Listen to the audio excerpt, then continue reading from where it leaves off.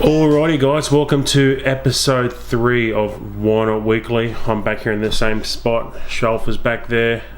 Seems to be working. We'll change it up if you want.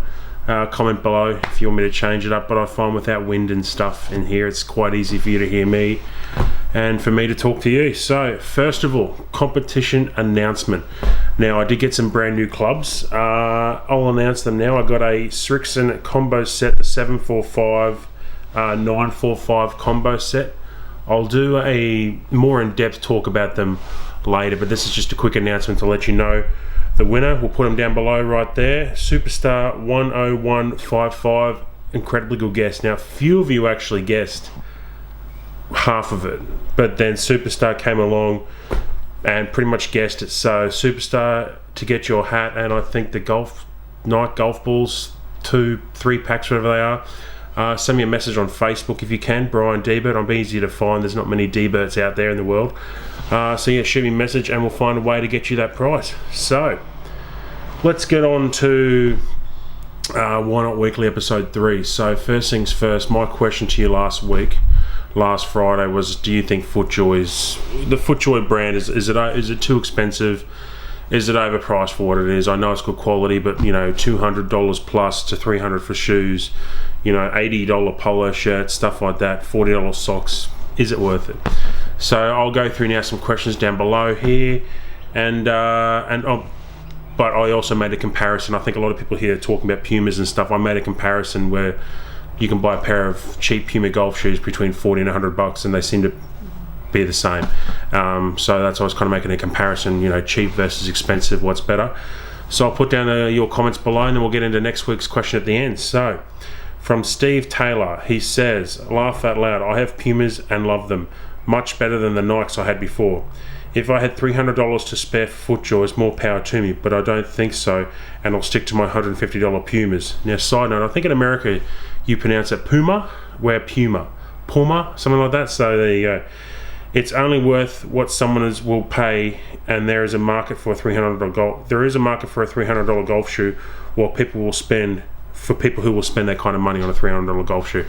I couldn't agree more. I suppose if you compare it to cars, there's people out there that buy BMWs, Mercedes, Ferraris because they probably earn 5-10 times what we all earn. Or I'm assuming most of us who watch my vlogs earn an average income.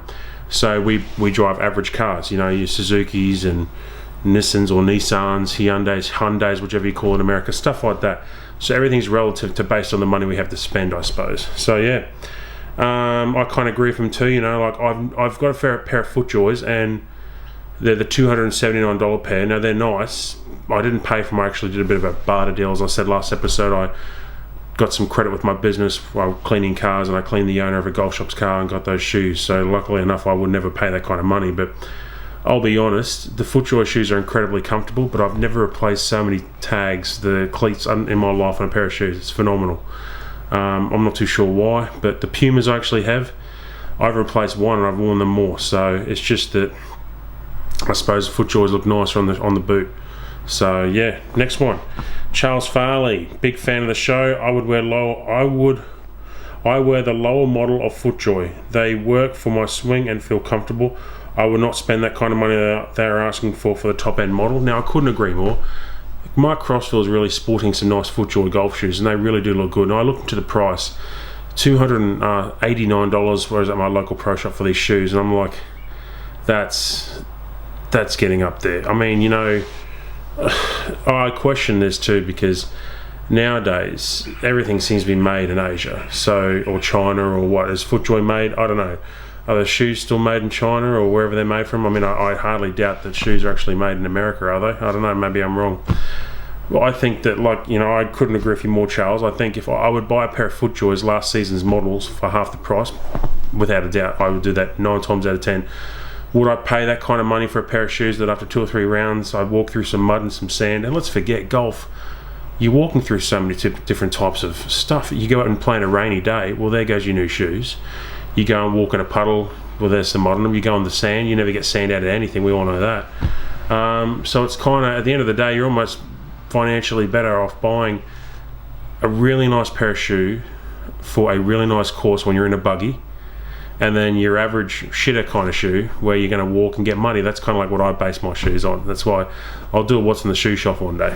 So next question from Beached As. I think he used to be called Beached As Bro. Is that right? I don't know. It's pretty good. He says, I bought some FootJoys years ago on special. Still the lightest golf shoe I've ever had. Currently using some Niblik shoes in brackets. They were on special too. Haha.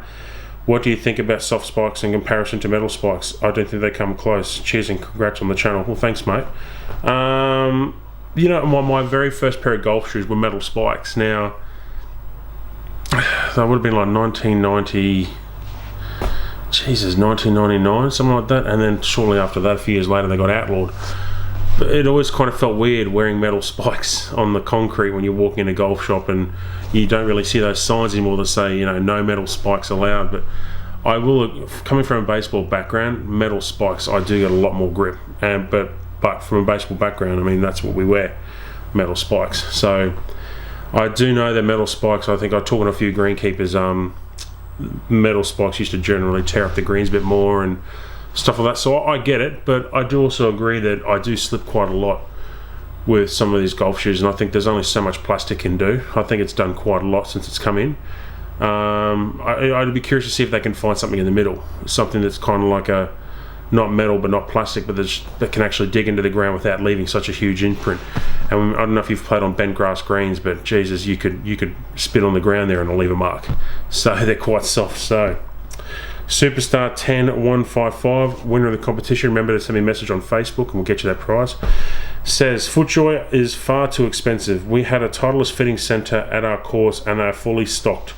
Fully stocked FootJoy, but sold nothing really. Titleist have now left the course and they are now with Srixon, Cleveland and Stubbard clothing, and the stuff is flying out the door. Golf is still not aimed at the average golfer and never will be. I agree with most of that. I agree that this is okay. Maybe I'll put this in comparison for me. There are some pro shops that you go to on, say, more working class golf courses, which have working class brands. Srixon, maybe Brosnan for us over here, Tour Special, all that kind of intermediate kind of branding that's not really up there, and the clothing to match it too. I think over here we have Sporte Leisure, stuff like that, polo shirts. You go into some of these, for example, when I was in Lost Farm in Tasmania, the standard of clothing in there, I tell you what, it was pretty much aimed at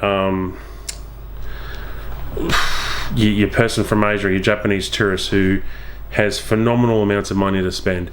And I'm sorry, but I will never spend more than $50 on a polo shirt. I think that's $50 for a polo shirt, unless it's signed by Tiger Woods and he wore it once. Yeah, fair enough, but I think that's getting ridiculous because we all know how much stuff costs to make nowadays. And I get my stuff custom made for work, and I can get stuff shipped over from China for $24 a custom made shirt. So when these people are making hundreds of thousands of these polo shirts, the prices go way down. I know the logistics cost a lot to get them all there, but there's no way some of these polo shirts cost that kind of money. And it's kind of like what Beached As said before, or somebody said, or Superstar just said, a lot of the stuff sits in the pro shop for months and months. It gets stretched out because so many people try it on and go, nah, it's not worth it, so. But yeah, I couldn't agree more. Honestly, if I had a pro shop, I would probably be selling, I would look at my market and realise, okay, if there are more people willing to spend $25 on a t-shirt than $100 on a pair of shoes, I would stock the pro shop full of cheap ass t-shirts, but I think for some reason golf seems to be one of the only sports where it's just really hesitant, and what's the word, it's just not bitter, it's really quite stubborn. It's really stubborn and doesn't want to change. And I think it's, with all these other sports out there adapting new ways, cricket's now doing 2020. I think tennis now does that other, whatever that thing is, it's a shortened thing like that. Sports are evolving now for the market, and I think when you look at also the physical side of things, they need to as well. The only way to get money into a pro shop is to encourage people to spend it. And if I bought a t-shirt for $25 and a drink and a green fee, and I got that all for $50 or $60, I'll be happy. Hence where I go back to spending more than $50 in a polo shirt. I never do it. So yeah, so there we go.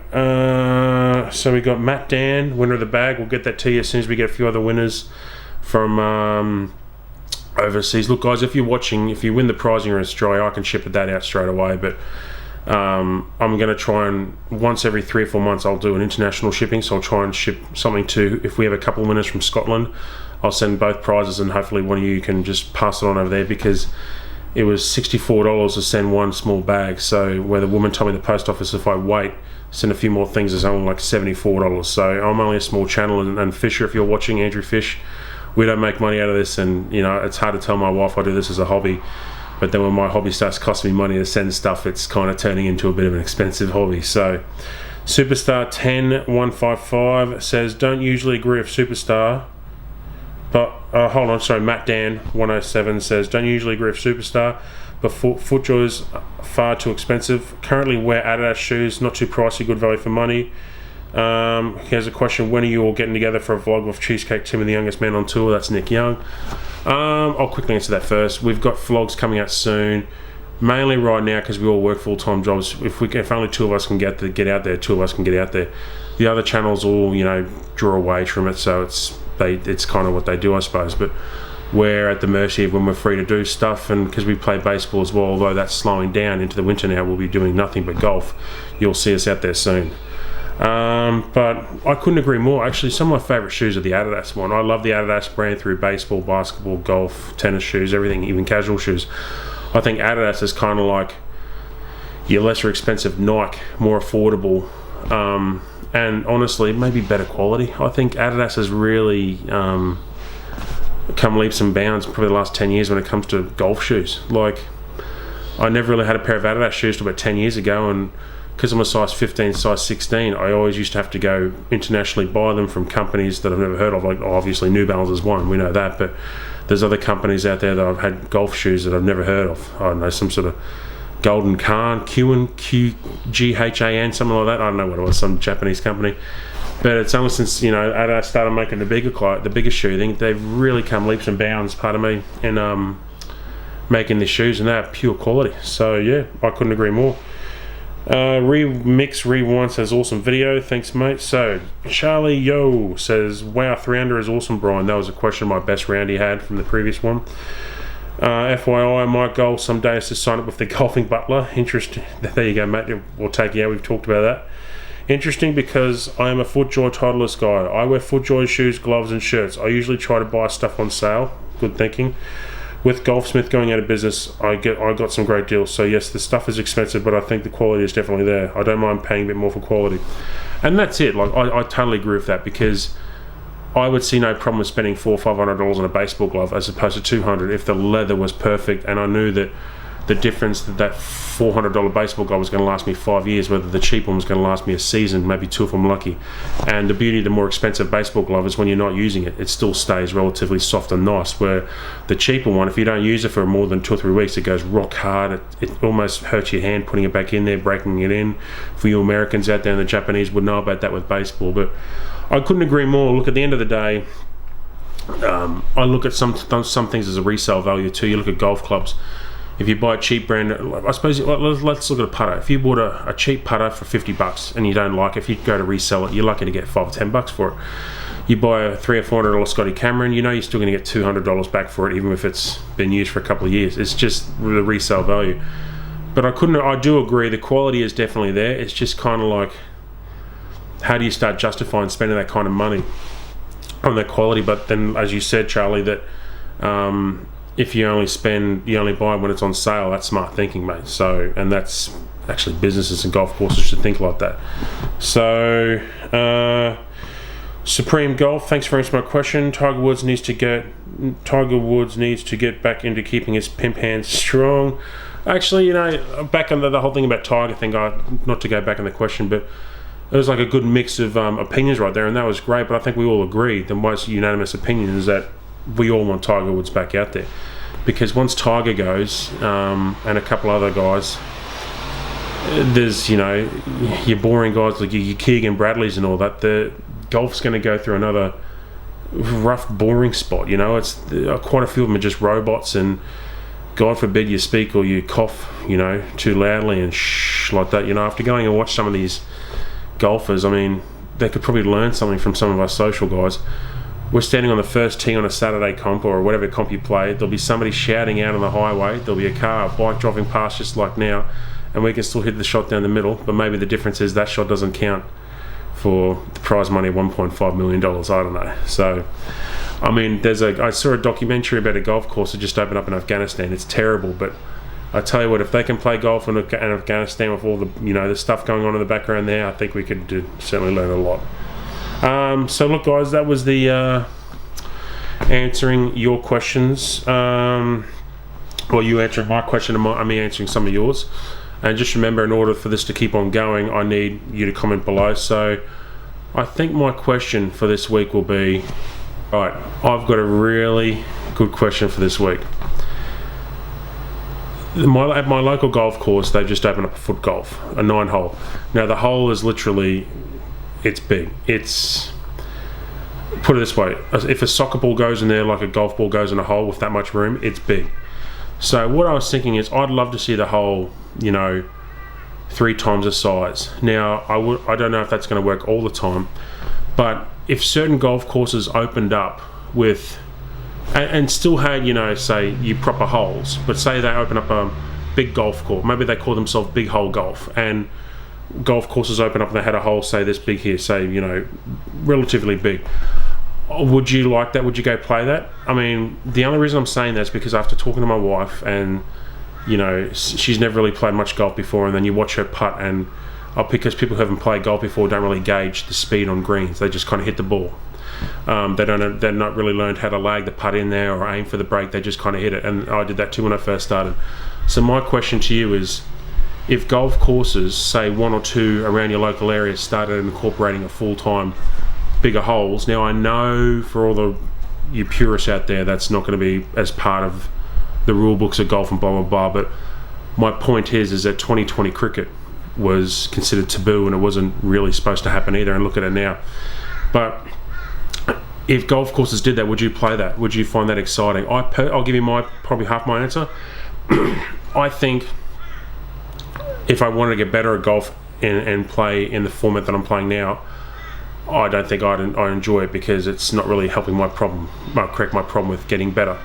But I do believe that if golf wants to gain popularity with, I suppose, your hackers or your people that just want to go out there and play socially, have a beer, have fun, take the wife, take the family, take the kids, I think that's an amazing idea. And I'm surprised nobody's really picked up on it now. Like a 9-hole golf course, bigger holes, maybe bunkers that kind of grass bunkers instead of stand bunkers, stuff like that, stuff that kind of get people interested in golf, and then if they really like it, they can go onto the bigger courses. So do you think there's room for that out there? And if that already is out there, if your course does big hole golf every once in a while, let me know, because I think Victoria Park in the city here in Brisbane, they did that one time, and I heard it was pretty successful.